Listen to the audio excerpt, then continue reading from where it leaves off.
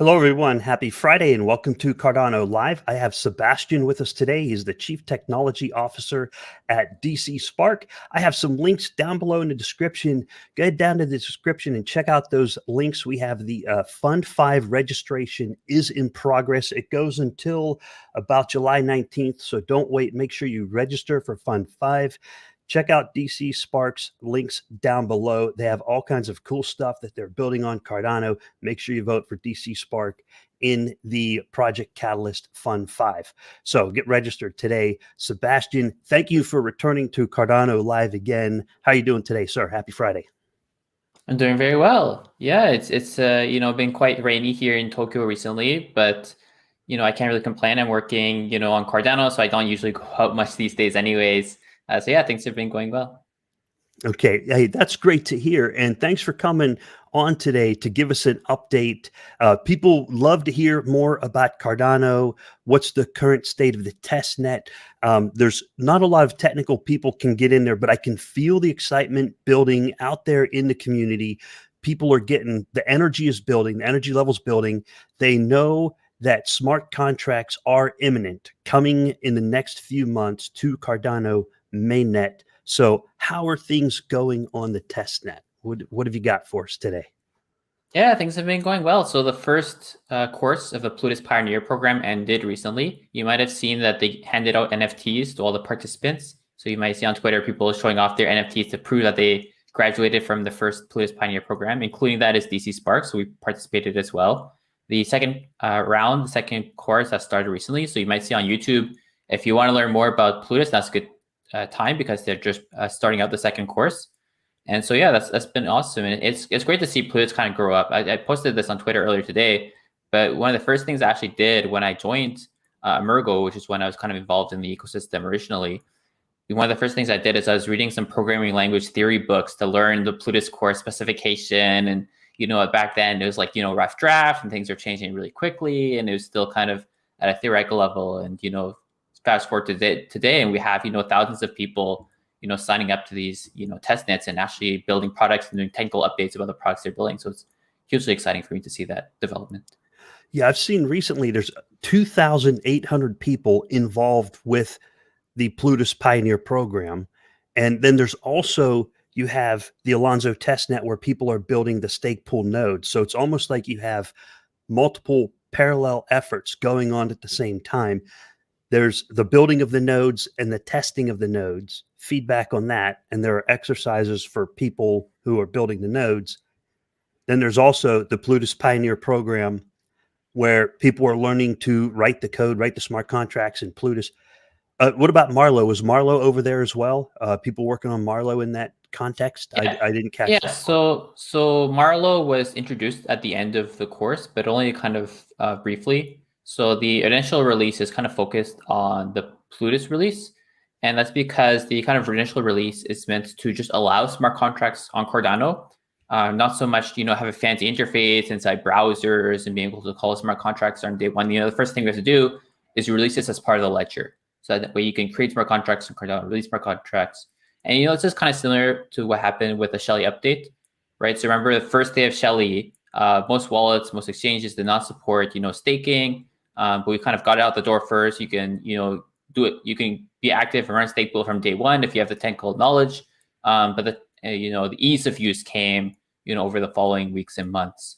And so it's going to be a kind of a similar story with Alonzo, where the initial release is going to be, all right, the node itself supports it.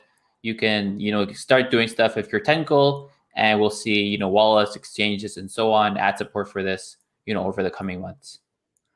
Okay, nice. And so let's talk about where we're at today. So last month, the testnet launched on Alonzo Blue, and that was rolling along. There was very early stage testing. There was about 20 or so people working on that testnet as far as node operations is concerned. They're providing feedback. And then sometime in the past couple of days, the hard fork occurred where it hard forked into Alonzo White. Are you familiar with that? Can you tell us more about that? Yeah, so Alonzo White, it adds a lot of improvements to match the specifications. Basically what happened is that there's a Plutus, programming language, but at the same time, there's Cardano. And these are not necessarily the same thing, right? Somebody could write a different blockchain that integrates Plutus, right? They're not necessarily connected. So we need to have a system to take the Plutus, smart contract system and connect it into Cardano. And what you need to do that is something called ledger changes. So when you hear the word ledger, it just means the actual blockchain, the rules that govern the blockchain protocol. So we need to change the ledger rules to say, okay, the ledger rules have to be aware of this thing called Plutus. And when a Plutus smart contract gets called, do this, and this is how you should handle when an error happens. And you have to handle all these cases from the blockchain itself. And so when the Plutus team was building Plutus, they're not so much focusing on the ledger integration. We're focusing on building a smart contract platform. And then we'll figure out how to integrate that into Cardano kind of afterwards.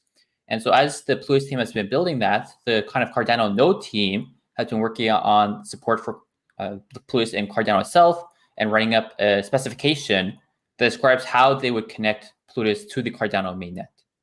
Okay. And so because the specification work is still ongoing, the node is still being improved, the specifications changes slightly over time. So now it's mostly stable, but you can imagine over the past months, they realize, oh, this should be changed slightly. And because of this limitation, we have to change this, right? Things kind of change over time. And so at some point, we got a specification that the specification team decided, okay, we think this is good. We think this is solid. The node team, go ahead, integrate this. Plutus team, please review the specification, figure out what you guys need to change on your side. Now, when this was decided, this was after the initial Alonzo, testnet. And so Alonzo and Plutus was working, one way, and the specification says, okay, well, we have to make these tweaks for these various reasons.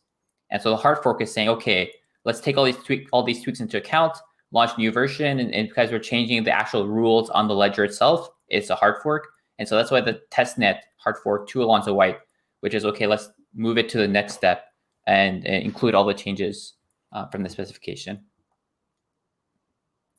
All right, cool. So what's currently implemented on Alonzo White, and what's the end goal? I don't know if you know the criteria or not, what gets us to purple, but where are we at today with Alonzo White? You can run smart contracts on it. So from Alonzo White, you can run smart contracts. You can use, the Plutus application backend and do all kinds of stuff on it. The specification should be, mostly solid. And so, I don't work for IHK, so I can't tell you about, the specifics of what details will be included in which hard forks going forward. But the idea now is we have the rules mostly set, and the changes that will be coming forward will be more to do with people than technical changes. So a lot of the Alonzo rollouts you might see in the roadmap, it's more about slowly introducing Alonzo and Plutus to more and more people to make sure that everything is going right. We don't want to introduce the system in mainnet day one, just like surprise, here you go, right? It's a live system with a lot of money on the line, and so for these systems, it's always better to slowly over time introduce more and more people, make sure everything's working, and once you get fairly confident that everything is working correctly and everything matches the models and the math, then you go for the mainnet launch. Yeah, and I'm glad you brought that up, because I did want to touch on, for the sake of the viewers, the importance of these Cardano testnets. Okay, I know they're called private testnets, but they are technically public. They're available to the public. These nodes are running globally. They are not running in a sterile environment. They are running out there in the wild. They are run by community members. And the reason this is so important to do it on a testnet, it's just simply a different network. There's about 3 different networks running right now with Cardano. You got mainnet, you have the Alonzo testnets, then you have certain Plutus environments where people can write dApps regardless of what the operators are deploying on the Alonzo testnet. This is a very important process for people to use, because you're releasing it in the wild. It's running globally. These nodes are running all over the planet. They're suffering from the lag or the lack of lag on the global internet, and developers are able to deploy their smart contracts. So what you have is thousands of people beating on this thing. Right now, it's hundreds of operators running nodes and thousands of developers making smart contracts, beating on it and finding those bugs and corner cases and edge cases, or whatever they are. Sebastien knows more how that works, so that IOG can go in there and tweak the code so that it is more precision, right? So it's super important to be testing these things before you launch it on mainnet. And I think the test process is extremely intense because Yeah, it is technically running in the wild. Yeah, and one thing that these different stages will bring in is also more and more wallet support. So the thing about Plutus is that the first version is targeted towards full nodes. Okay, so you will not be seeing kind of UDOI integration on day one or this kind of light wallet support on day one. The first initial release is let's get this working. If you have a full node running, then you can validate all the smart contracts and deploy smart contracts. Anything works on a full node, and then once we have that working, then we'll work on kind of this light wallet support. And so that's why you've been seeing the PAB, which is an actual application you have to run on your machine. And so there'll be some amount of ways to connect this to the browser. But you should expect the first version of Alonzo to be running on your machine. But with this, we still have to work on wallet support for the hard fork itself, and also because we're working on towards getting smart contract support in the browser as well. Light wallets are also integrating this kind of technology. And so now that we have the specification decided, as I mentioned, it's time for kind of the wallets to move in and start working on the implementation. So for example, there's a tool called Cardano DB-Sync, which is a tool that takes the blockchain, dumps all the information into a SQL database so that wallets and explorers can easily access the information. And they've already started working on Alonzo support. So they don't have it quite ready yet, but they are actively working on that. And if you want to test it out, you can already go to GitHub, pull their code and get information about Alonzo and start building explorers and add the missing functionality as it comes in. For wallets as well, there's already ideas of stuff like collateral input that's already been decided, mostly how it's going to work.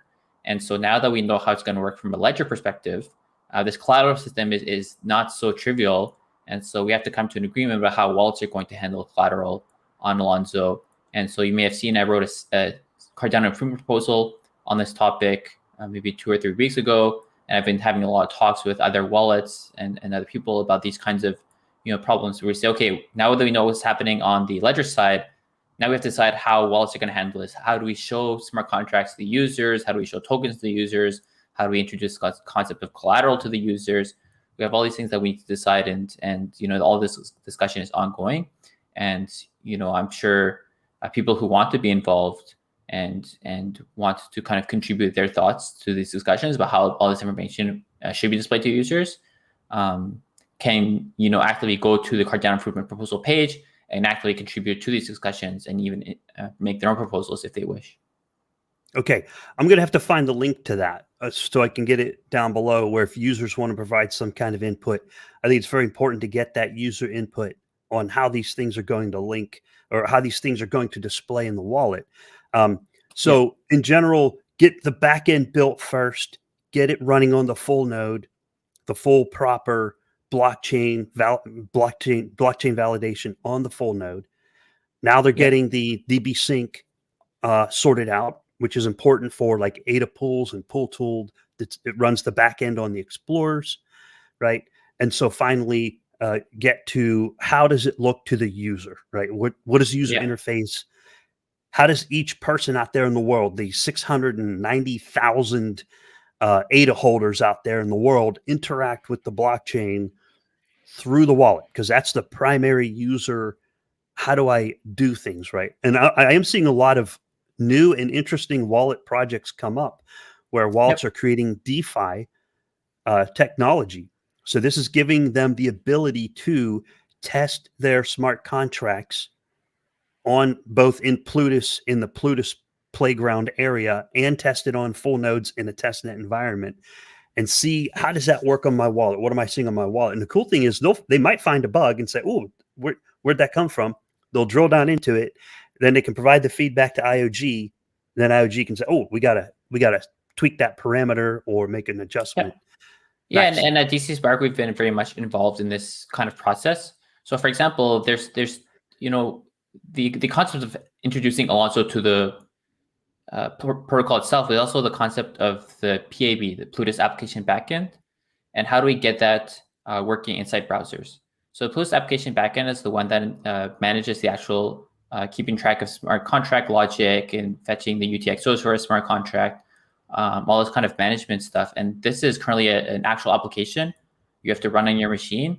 and you have to install dApps into your Plutus application backend.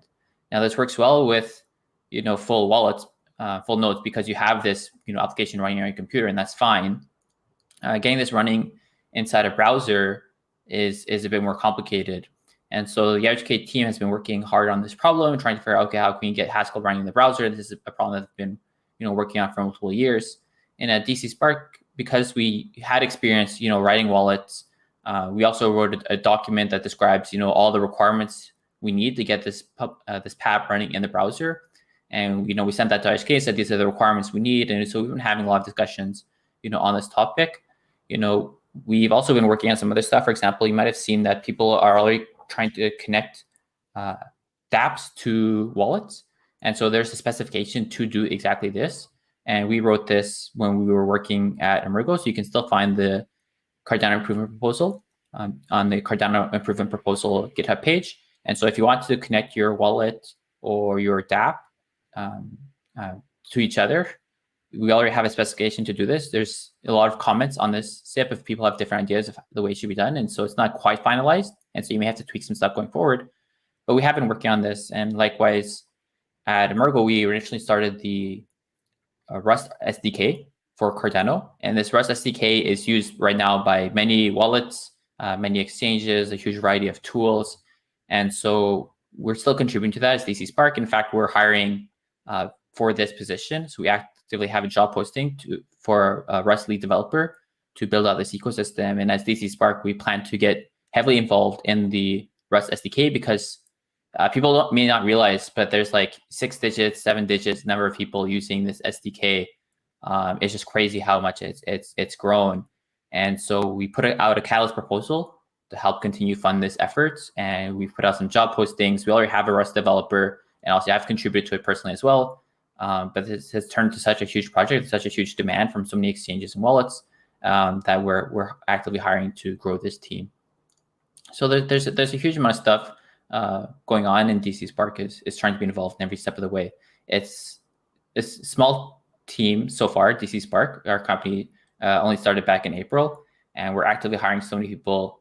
We've been doing multiple interviews per day for the past 2 months, and so I know people really want to see a product from us as soon as possible, and we are working on products and protocols, but we're involved in so many different steps of the pipeline that it's hard to deep focus on one thing because we have to be on so many steps. Yeah. What do you need most right now? Do you need a Rust developer? Do you need a DevOps? What's your number one demand right now? Where's the pain at, bro? Yeah, we're mostly hiring just good developers. That's the main thing. If you're a good developer, usually we can find a good fit for you. So full stack developer is probably the position we'll have the most developers in, just because we're a product company. And so we want to build actual user-facing products. And for every user-facing product, you need full-stack developers. And so that's kind of the main position we're hiring for. We are hiring for DevOps. We are hiring for Rust developer. But full-stack developers is the one we want the most. And we're mostly hiring at the senior level because as a company, we're trying to do a lot.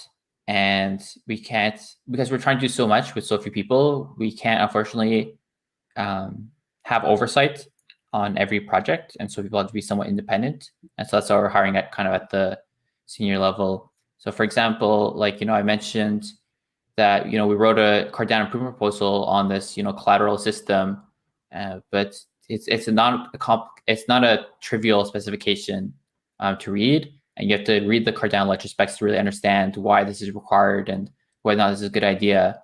And so, if you join the dcSpark team, it means you have to be able to read the specification, understand it, and then figure out what's the best way to implement this. And that's unfortunately very hard to find developers with this kind of skills. So it's been a challenge for us, but we have been building out an HR pipeline, and it's been a great experience. Yeah, and there are developers who do like that level of independence to say, okay, I've got specifications for you. Can you write the code to this? And as long as your code can interface with the rest of the work we're doing, we're good to go, right? So some people do like that level of autonomy. But the nice thing about with your team is we know that you, Robert, and Nico have been around for a very long time. So there's probably not much that you don't know. There's just, hey, we want to build more because you have so much background experience in Cardano. Yeah, and we're with, also spending a lot of time helping other people. So we've had calls with a few different other dApps that are built on Cardano who have gone so deep in the tech that they aren't sure what the next steps are. And so, they reach out to us and say like, hey, do you guys know what's coming on the horizon? Or what do you think you should do about this specific problem? And so we've been helping people out with this kind of stuff. We've also been helping exchanges. So I'm in Telegram groups with a bunch of different exchanges, and they have questions about Alonzo and how it's going to work and what they need to do. And they have questions about the Rust library. And so I've been answering all these questions. And, I'm also in a bunch of chats with a bunch of different wallets as well, because there's, subtle changes coming with the Alonzo hard fork as well. For example, like the minimum ADA requirements are changing slightly. And then the input selection has to work different because of the collateral system I mentioned. And then there's going to be some new limits on transaction sizes based off the X units, which is like the equivalent to gas in Cardano. And so, wallets have to be aware of these changes because it's stuff that's easy to overlook. They're focusing on, building support for the kind of core Plutus system, which is, consuming UTXOs and then adding redeemer scripts, which is basically how you spend a smart contract. I feel like I'm going maybe a bit too technical on this out of nowhere. I know that's where your heart lies. Yeah, but there's a kind of like a core set of changes that's coming with Alonzo, which is this concept of they're now smart contracts, and to spend smart contracts, you need to have redeemer scripts, and for your wallet to support Alonzo, it needs to be able to fetch datums and redeemer scripts. But it's also coming with smaller changes. Like I mentioned, there's going to be a change to the minimum UTXO requirement. There's going to be a change to the fees associated with adding tokens to outputs. And these are changes that's easy to overlook when you're so busy working on the core functionality, that we have to kind of be out there and reminding wallets about these changes to make sure that it's kind of a smooth transition. I'm just curious, did they happen to put a feature in there to adjust? Now, they're going to change the min UTXO requirements, but how about the min fee requirement? Is it going to be adjustable because the number go up? So that's the thing. So the fees for Cardano itself are, AX plus B kind of formula, where X is the size of transaction bytes. And so the A and B in this formula can already be changed by IOHK at any time, strictly speaking. And so this is already changeable. Some stuff that was not changeable is, for example, the minimum UTXO that was set at a 1 ADA requirement with no way to change it. And so what they're doing it with the Alonzo hard fork is they're turning it into a protocol parameter. So that means that at any time, IOHK can now change this. Up to now, people have been complaining about the 1 ADA requirement and say lower it, but it's actually impossible to lower because they didn't build a system to lower it. But now with the Alonzo hard fork, it'll be a protocol parameter. Now, when I say protocol parameter, it means that these can change over time. But currently, these changes can only be made by IOHK, which is why they haven't really happened other than the D parameter. So you remember the D parameter changing over time? That was a protocol parameter, which is why IOHK is allowed to tweak that value. But part of the decentralization of Cardano, as was mentioned back during the Shelley hard fork, decentralization is a multi-step process. So the first one was decentralizing the block production. And then now we're decentralizing the treasury, which is Catalyst that we mentioned earlier in the show. And there's going to be other steps in Voltaire, which is decentralizing the choice of protocol parameters.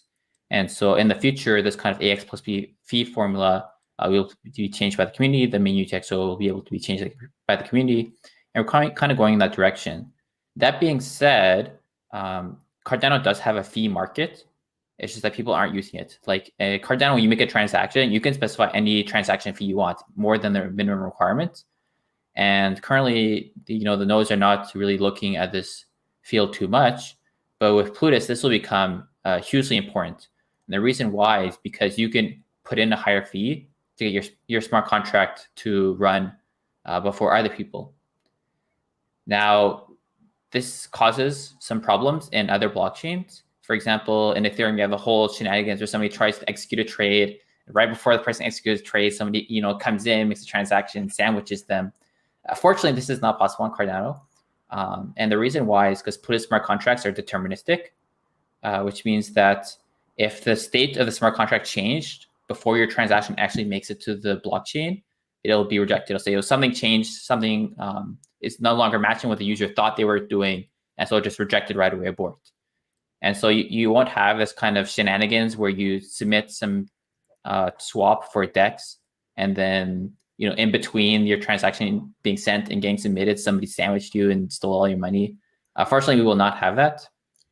The downside of determinism is that it makes everything a bit more tedious, because if you try to make a swap and somebody else swapped it before you, now you have to go back to your computer and try again later. So there's a certain UX hit from getting this determinism, but obviously it provides a lot more safety. I prefer the safety because those those shenanigans have cost up tens of millions of dollars in shenanigans, right? So that's a feature we want. So there's two features that I would like to avoid, okay, that are available on Ethereum. One of those features is a flash loan attack. That feature is not available on Cardano. That's probably what the ETH maxis are going to beat us up about in the coming months and say, oh, well, now that Cardano has smart contracts, you're missing the flash loan attack feature. Okay, I'm being sarcastic. And then it was funny, 0x Bunny Girl on Twitter, who's apparently an Ethereum expert, savvy person, has identified something called a request for revision or something like that, a request.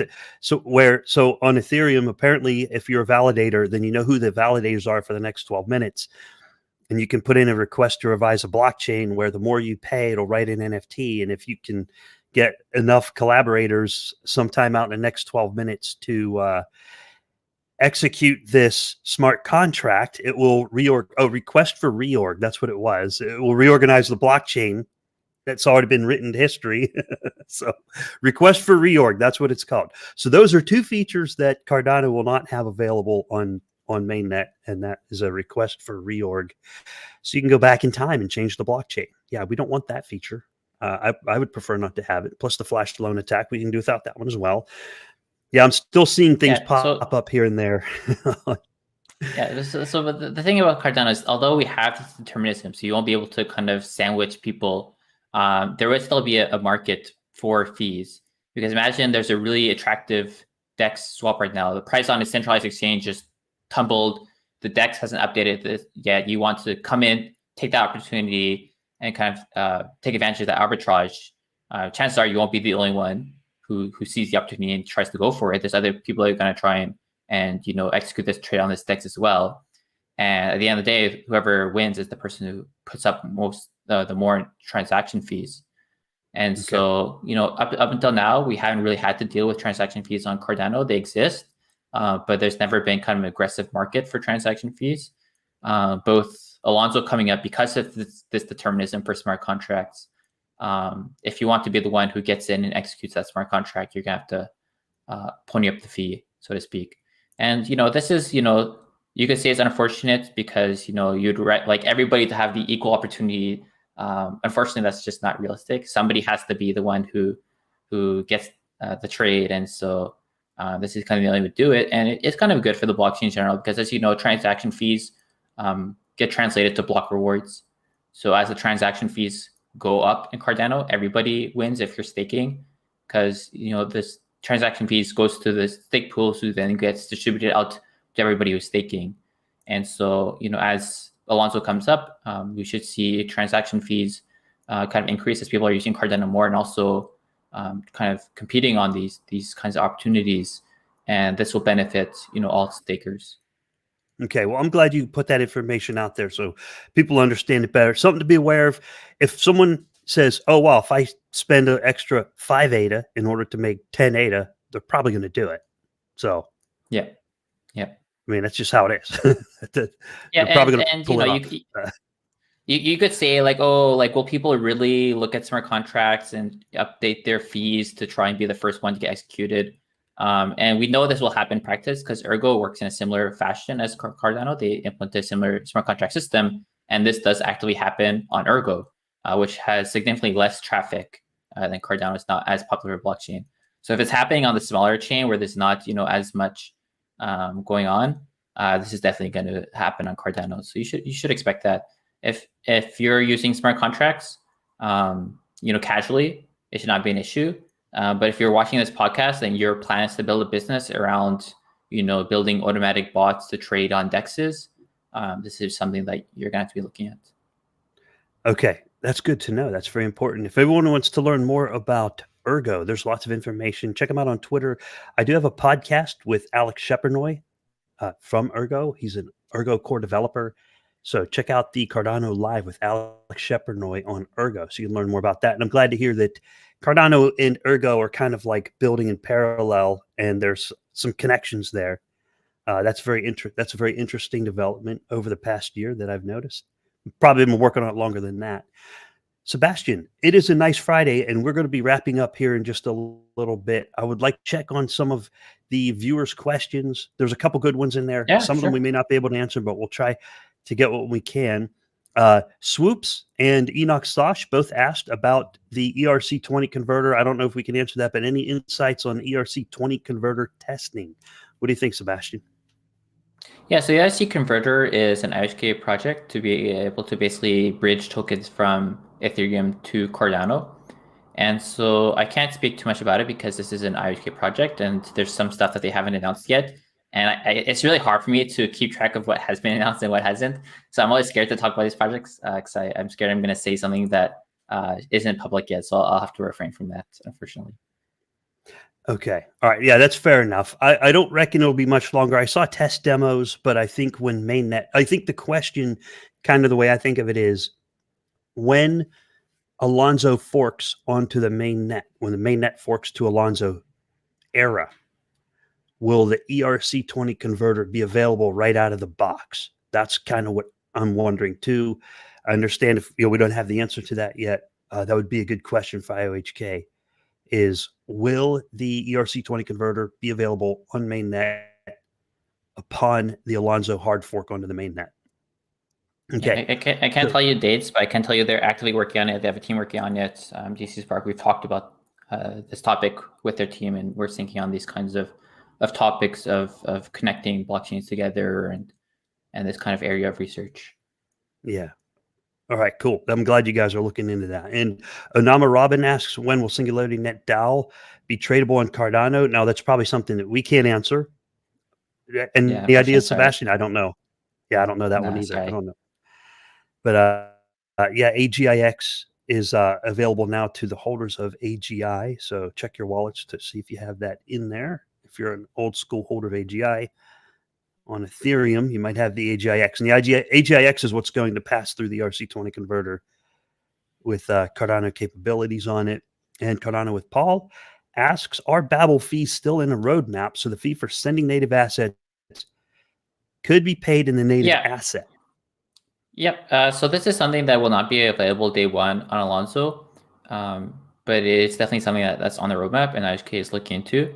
The problem with Babel fees is that it will be more complicated come Alonzo because now we have a concept of collateral inputs for transactions, which means that whenever you call a Plutus smart contract, you have to put up ADA in case it fails. So you say, I'm calling smart contract, I'm guaranteeing you this is going to run and succeed. And I'm so confident it's going to succeed. If it fails, I'm going to put up like 5 ADA, and you can take my 5 ADA if my smart contract execution fails. And so this is a system that is kind of required to put in place because if a stake pool runs your smart contract and then it fails, they need to get paid for the amount of computation they wasted, right? And so that's what the collateral system is for. Now, the collateral system on Cardano should never really be used because, as I mentioned, smart contracts are deterministic. So when your wallet is creating a transaction, it should know 100% for a fact it's either going to work or it's going to fail in what's called first phase validation. So smart contracts and Cardano are run in 2 phases, 2 steps. So first phase is to check if the state of the blockchain matches the state that your wallet was in. And this is done comparing a hash as part of your transaction. If it's not, if the state of the blockchain changed, like somebody else called the smart contract while after you made the transaction, it'll detect like, oh, the state of the blockchain changed since the time they made the transaction, so just forget about it. But if it passes first phase, it means that the state of the blockchain matches the state your wallet was in, at that time. So everything is now deterministic. Whatever was the result on your wallet will be the same result you get on any stake pool. And so now that we've done first phase, we know it's going to be deterministic. We know it's what the user expected. Then we run the smart contract. If it fails at that point, it's because the user knew it was going to fail because they checked it on their machine. And so they're just doing this to attack the Cardano network, get stake pools to run smart contracts for no reason. And so to avoid it in this kind of attack vector, you have to put up collateral to basically get rid of attackers who may otherwise try and get people to run pointless smart contracts. And so that means that transactions on Cardano will require this collateral system, but collateral has to be in ADA, right? You can't pay collateral with tokens. So now we're going to get into the situation where Babel fees will have to be kind of a two-step system, because you will have to use Babel fees and then Babel collateral as well to both pay the fee in tokens, but also cover your collateral in tokens as well. And so it'll get slightly more complicated. But it's the kind of system where if you build it for the fee input, there's no reason you can't build the same system for the collateral input as well. All right. Thanks for that info. And we'll learn more as the Babel fees are implemented. Of course, it's not going to be out there day one. Thanks for that question, Paul. And the Babel fees, I think it's going to be the pool operators are going to have, like, you put in a say, hey, here's some fees I'm willing to pay for smart contracts, right? And it'll take a little bit of ADA out of that bucket to pay for the execution. And then the pool operator will be rewarded with whatever the native asset is. And it will be up to the pool operator to opt in to the Babel fee payment system, from what I understand. Is that a pretty good summary? Yeah. And pretty much for example, for this collateral input, the current requirement for collateral is that it has to be ADA. So for the first version of Alonzo, collateral has to be ADA as a hard requirement. But in the future, if we get the Babel fee system, we could lift that requirement and then say, okay, now you can specify collateral and tokens and then leverage Babel fees if required. Okay. All right, man. Good stuff. Thank you, Sebastien. There's a few more we'll touch on here, and then we'll wrap up for the day. Oh, I didn't catch what the context of that question was from Enoch. Enoch, repost your question with a little more context so I can understand what your question was. Hulk Hodigan says, going for number one, brother, all day, every day at Cardano. All day, every day, going for number one. You mentioned exchanges a couple of times. What do you think of Sundayswap? I think Sundayswap is a very interesting project. And I do have a little bit of a warm fuzzy with Sundayswap. Now, all crypto is high risk, right? And DeFi is the highest risk of the high risk, right? But I'm not an expert on risk assessment, but I would say Sundayswap is just a modestly high risk, which is a nice way of saying it's not extremely high risk, right? So Sundayswap is looking warm fuzzy in my book. That's all I'll say. I got a warm fuzzy on Sundayswap. Sebastien, any comments on that? Yeah, there's been multiple people working on DEXs for Cardano, and they're all running into similar issues because they're all kind of working in the same space. And it's been great to see everybody kind of posting technical updates. And Sundayswap also, including them, has put up thoughts about how they think they can implement their protocol. And we as dcSpark, gave them some public feedback on it. We posted on a few forums about some of the stuff they're doing. And, we've talked to quite a few DEXs to give them advice or just talk to them or just say hi. And so, we try not to favor anybody because we don't have any business relationship with any of them. So we can't, advocate for one or the other. But we are members of the Cardano community. And as I mentioned, we help everybody we can, from exchanges to wallets to DEXs to any other protocol. So if anybody has any questions, feel free to reach out to us. Obviously, we have limited time, but we try and help when possible. Okay, that's good to hear. And check out some of the other awesome Cardano YouTubers out there. They've had Sundayswap on, and Sundayswap has also appeared on Cardano Live. And it looks like they are bringing a pretty nice program online. Okay, but I can't endorse any one project because I don't have any control of the project. So, of course, I can't endorse them. But warm fuzzy on them. Enoch Stosh clarified that question. Thank you, Enoch, a frequent flyer here at Cardano Live. And Enoch asked, so stake pools will be processing smart contracts in the blocks they were selected by the lottery. Am I understanding this right? So how does that work, Sebastien? So stake pools, create blocks based off how much ADA is delegated to them, which is, then decided by kind of a lottery system where the more a stake you have, the more blocks you can create. So that part is accurate. Now, with smart contracts, these are just regular transactions inside blocks. And so in the same way they are now, stake pools will be the ones processing transactions. But the thing that is important to note is that unlike other blockchains, the fees don't go to the person making the block. The fees go in a pool. And at the end of the epoch, the pool is distributed to all the block producers and all the delegators. And so this is a kind of an automatic system. So you won't kind of get this system where people are trying to reorg the blockchain to be the one to process a smart contract to get the high fee like you see in some of the other blockchains. So fortunately, that will be kind of an issue that's avoided. And so this will kind of mitigate the issue. Now, you still have the problem that if somebody's making blocks, they can insert their own transactions into blocks they make. And so you see this still very popular with MEV in Ethereum. So if you want to know, how this affects various parts of the protocol, definitely you can look up MEV systems in Ethereum. And there's a lot of kind of research on the implications of these systems. Now, some of this can be used for good. This is not like a purely bad thing.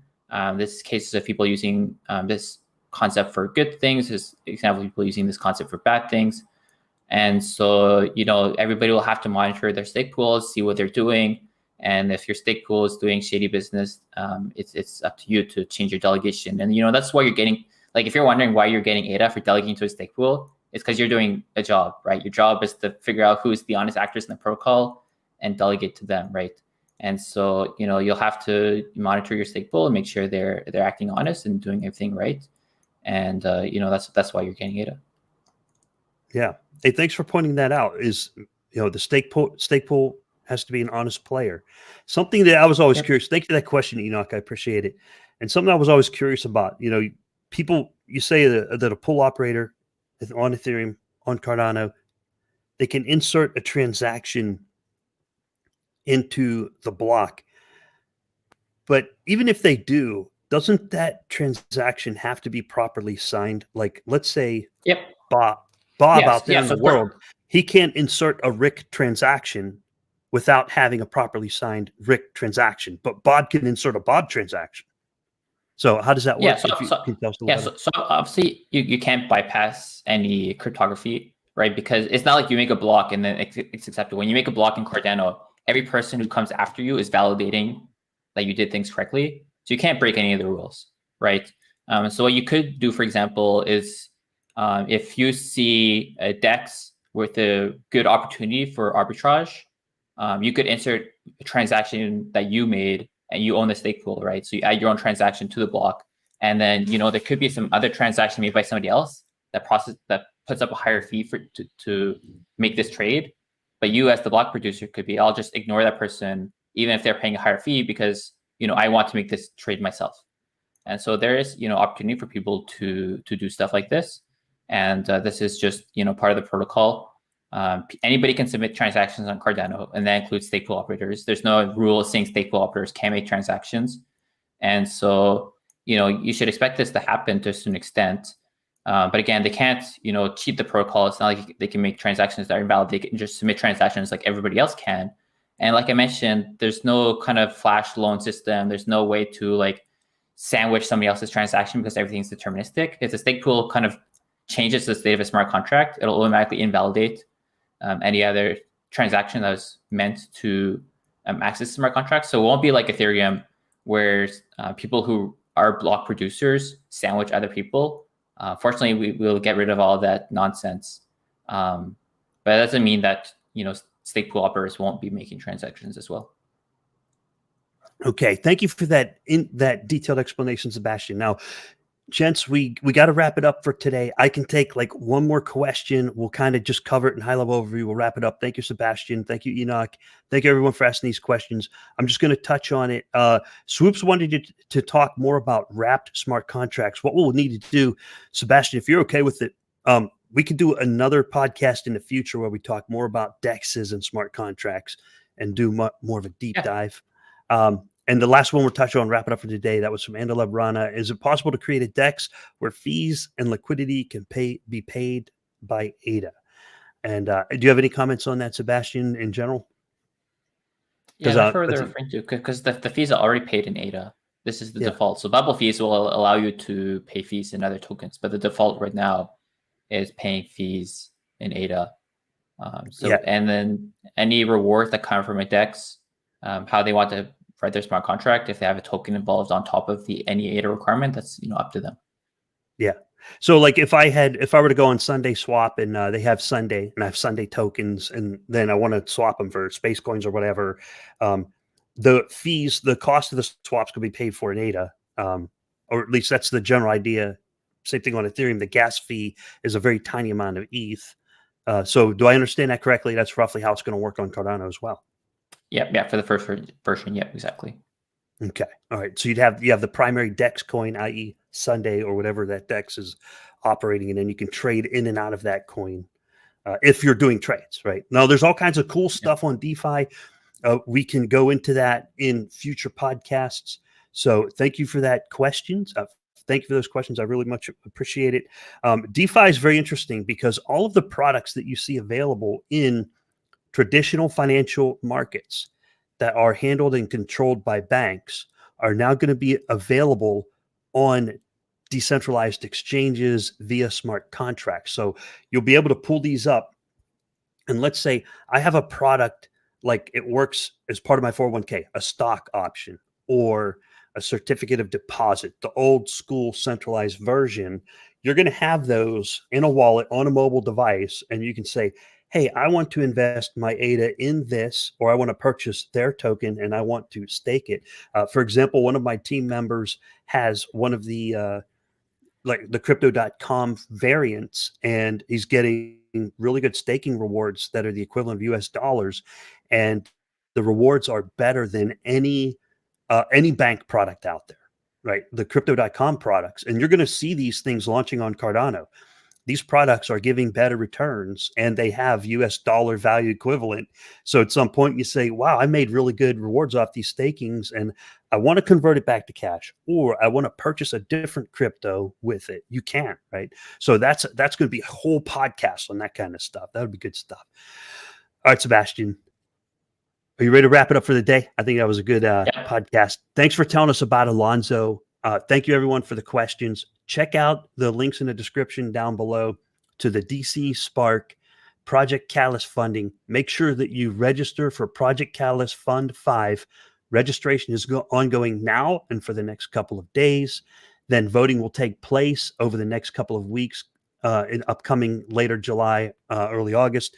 And make sure you vote for those dcSpark projects if you want to see them funded and you want to see these projects brought to life. We know we got an expert team here. Sebastien, I'm going to give you the last word, sir. You got anything you want to say before we punch out? Yeah, just if you want to know what we're working on next, we're active on all the platforms. So definitely follow dcSpark on Twitter. We're working on so many different things across the ecosystem. Super excited. If you want to join us, we're always hiring. We'll probably never stop hiring. So definitely reach out to us. Awesome. Thanks, Sebastien. You have a great day, sir. Thanks for being on Cardano Live. Take care, everyone. Happy Friday and have a great weekend.